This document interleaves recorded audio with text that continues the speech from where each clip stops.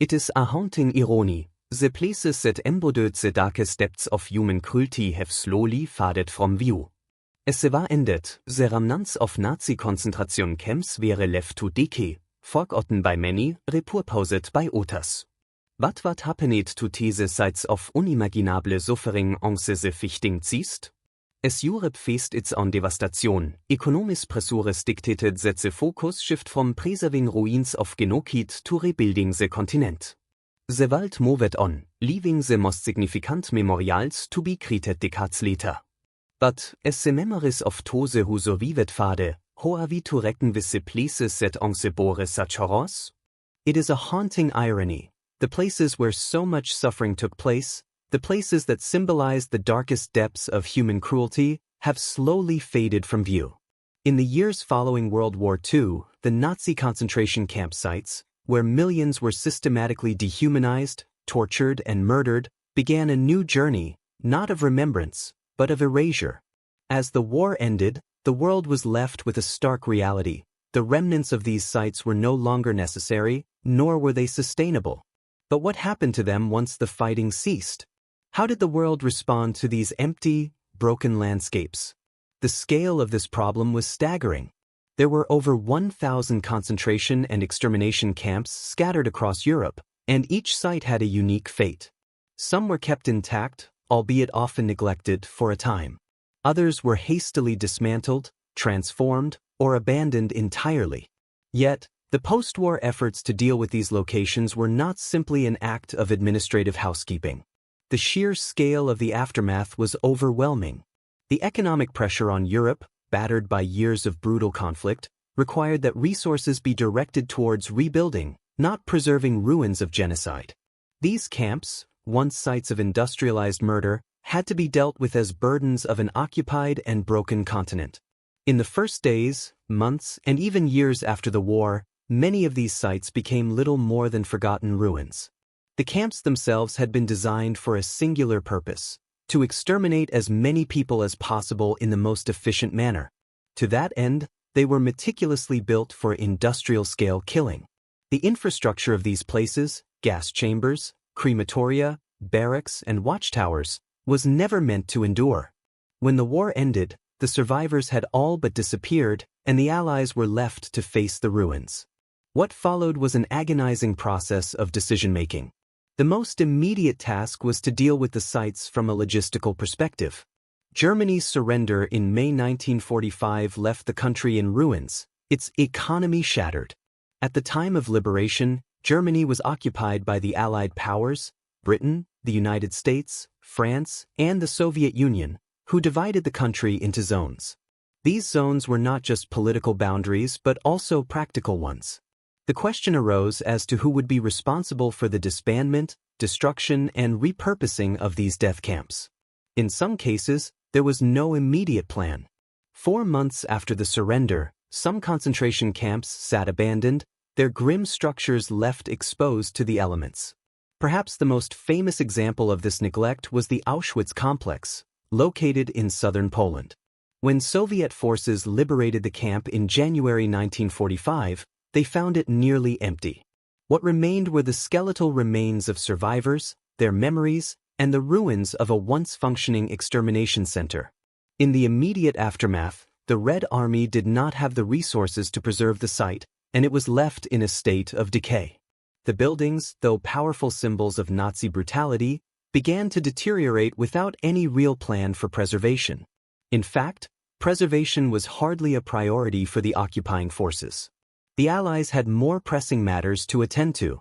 The Cold War was on the horizon, and the economic burden of rebuilding the war-torn continent was paramount.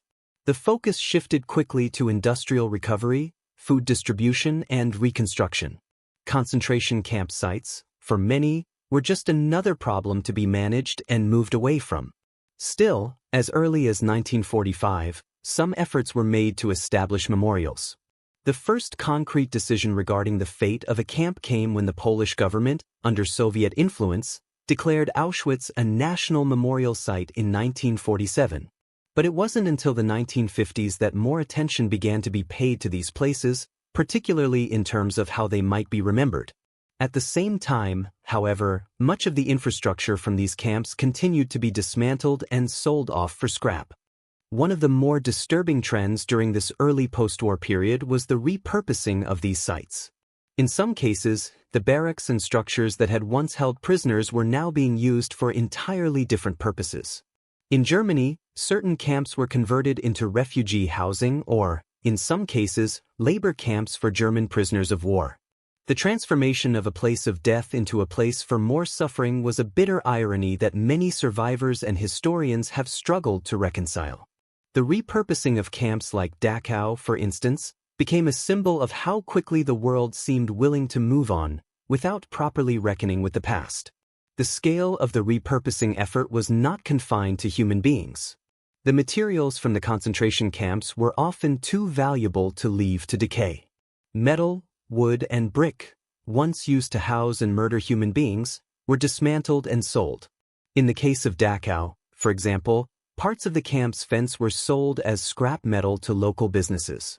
The value of the materials far outweighed any symbolic importance, and the logistics of war recovery dictated that the scrap metal be used elsewhere, for reconstruction or for other war reparations. As the years passed, the economic and political pressures only intensified. The newly formed Cold War blocs, East and West, required significant resources for military and industrial expansion. The demand for materials was so urgent that the fate of these places often seemed secondary. Even in those areas where the camps had been left to stand for a time, such as Buchenwald or Sachsenhausen, the lack of a cohesive preservation plan ensured that the sites slowly deteriorated or were ransacked. By the 1950s, the focus began to shift from salvaging the material value of the sites to a broader international effort to establish memorials. But these were not always successful. The slow process of creating memorials was marked by political tension, as some governments, particularly in the Eastern Bloc, had different priorities for how to represent the history of the camps. In Germany, for example, there was initial resistance to memorializing the camps, as it was seen as an inconvenient reminder of the Nazi past. Similarly, local German populations often saw these sites as painful reminders of the recent war and occupation. What had started as a neglect of the sites quickly turned into a matter of cold economic pragmatism. In the scramble to rebuild Europe, the destruction of Nazi camps wasn't a priority. Repurposing and using the materials for other tasks took precedence. Yet, the failure to properly preserve these sites in the immediate aftermath of the war left the world with a different kind of historical erasure. Many of the most significant concentration camps, such as Treblinka and Sobibor, were so thoroughly destroyed by the Nazis before their liberation that they left almost no trace behind. The camps that remained were often reduced to rubble, or, like Auschwitz, left to decay in an economic climate that demanded hard decisions. Even today, the question of what truly happened to the Nazi concentration camp sites after World War II remains an uncomfortable subject, reflecting the larger struggle of a world desperate to heal while never fully confronting the depth of its loss. After the war's end, the process of dealing with the concentration camp sites continued at a glacial pace. The survivors of the Holocaust had a limited say in how their stories would be told. With Europe grappling with a monumental task of rebuilding, political divisions, and the imminent onset of the Cold War, the fate of the Nazi concentration camp sites was shaped by more immediate concerns. While certain sites, like Auschwitz, eventually became symbols of atrocity and centers for education, many others were left to vanish quietly into the landscape, abandoned and forgotten. What, then, became of the sites that stood as the physical remnants of the horror that once transpired there? As the 1950s unfolded, there was a gradual shift towards remembering these locations, but this shift was not universally embraced. In West Germany, the debate over the representation of the Holocaust, and by extension the preservation of concentration camp sites, was fraught with political tension. In the early years following the war, many Germans were simply eager to move forward, to reconstruct their cities and their lives. For some, the preservation of camps was seen as a reminder of the shameful past, a past that many would rather forget. This tension between remembering and forgetting would continue to shape the fate of the camps for decades. In the Soviet-occupied zones, the memorialization of Nazi crimes was framed through the lens of Soviet ideology. The USSR's narrative of victory over fascism was designed not just to honor the Soviet military's contribution, but to serve as a reminder of the brutality of Nazi occupation. For the Soviets, memorializing the concentration camps was, in part, an extension of their broader ideological mission to emphasize the role of communism in defeating Nazism. The monuments erected in these areas were often grand and grandiose, designed not just to honor the dead, but to serve as symbols of the triumph of the Soviet system. Yet, as time went on, even in these regions, the emphasis shifted toward the camps as part of a broader European memory, one that incorporated the suffering of many nationalities, including the Jews, Poles, Romani people, and others. The American and British zones of occupation, on the other hand, faced a different set of challenges. The Allies had their own priorities, chiefly centered on denazification, prosecution of war crimes, and the rebuilding of Western Europe. Though some concentration camps in Germany and Austria were preserved as memorial sites, others were simply dismantled. Dachau, for example, was turned into a memorial in 1965, but only after years of uncertainty about its future. The camp's proximity to Munich, a major population center, made it difficult for the German government to simply abandon it. But Dachau was not the rule. It was the exception. Many other sites, particularly those further from major urban centers, were left to decay. Perhaps the most striking example of post-war neglect came from the site of Treblinka, one of the deadliest death camps of the Holocaust. Situated in rural Poland, Treblinka was obliterated by the Nazis themselves in 1943 in an attempt to cover up their crimes. After the war, nothing remained of the camp except for a barren plot of land. The survivors who had been liberated from Treblinka were few, and they had no physical trace of the horrors they had experienced. Unlike Auschwitz, where physical remnants of the gas chambers and crematoria stood, Treblinka left only stories, memories, and a desolate emptiness. It wasn't until the 1960s that any attempt was made to memorialize the site, but even then, the area was left largely untouched. Treblinka was not a place of haunting ruins. It was a place of silence, with only the whispered testimonies of survivors to remind the world of its tragic history.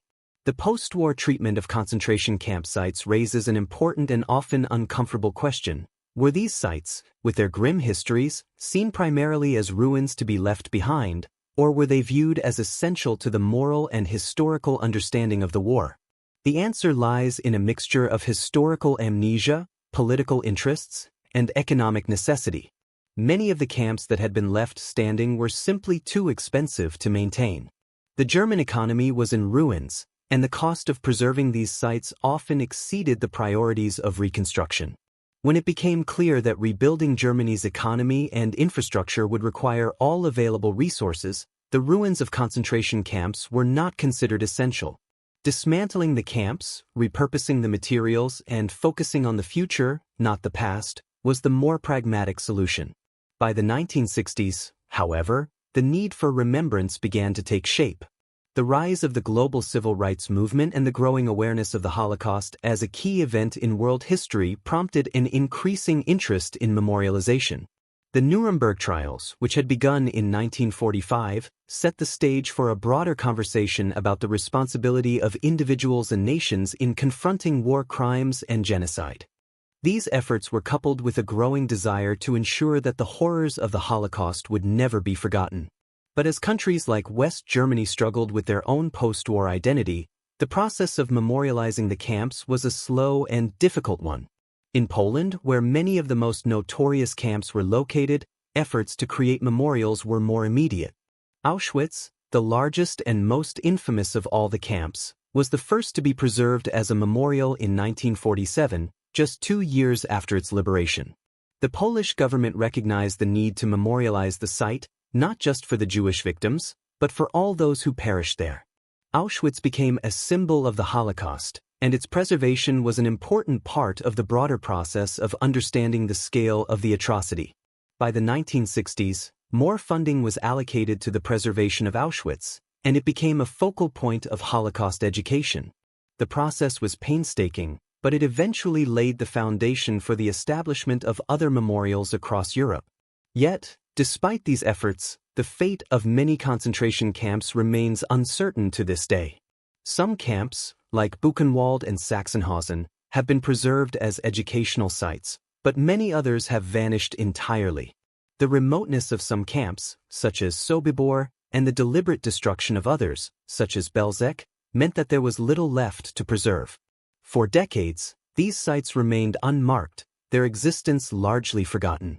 In other cases, as with the site of the former concentration camp at Mauthausen, the local population continued to live in close proximity to these reminders of a horrific past, often with little awareness of the history around them. This process of remembering and forgetting, of preservation and erasure, continues to shape how the Holocaust is understood and commemorated today. In recent years, the question of how best to preserve these sites has gained new urgency. The survivors of the Holocaust are dying, and with them, the last living links to the history of the camps. The survivors' stories, while invaluable, cannot always capture the full scope of what happened. Memorialization, therefore, takes on new significance as it becomes the primary means of ensuring that future generations understand the magnitude of what occurred.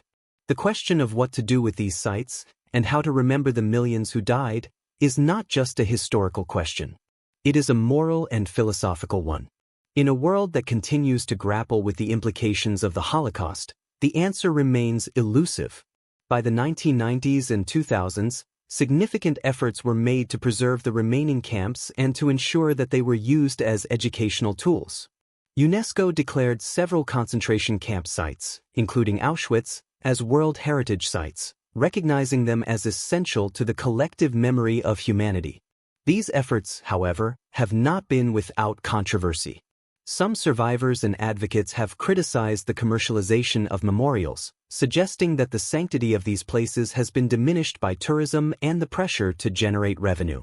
Others argue that the sheer scale of the camps makes it impossible to fully honor their history without attracting visitors and resources.